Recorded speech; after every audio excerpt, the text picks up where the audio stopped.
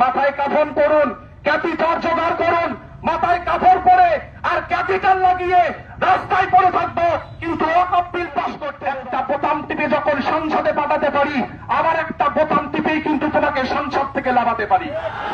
ওয়াকফ বিল মানছি না, মানবো না। ওয়াকফ বিল প্রত্যাহার করতে হবে। আল্লাহর আইনের পক্ষে শরিয়তকে, কোরআনকে মুছে দিয়ে, কোরআনকে কেটে দিয়ে যখন আইন পাশ করা হবে, মুসলমানের এক বিন্দু রক্ত থাকতে এই আইন পাশ করতে দেওয়া যাবে না। যদি পাশ করতে হয় আমাদের জীবনটা নেবেন। তাই আমি ফেসবুকে লিখেছিলাম, মাথায় কাফন করুন, ক্যাপিটাল জোগাড় করুন, মাথায় কাপড় পরে আর ক্যাপিটাল লাগিয়ে রাস্তায় পড়ে থাকবো, কিন্তু ওয়াকফ বিল পাশ করতে দেব না। সংসদে তোমরা সংসদে গিয়েছো এই মানুষের জন্য, হিন্দু ভাইদের জন্য।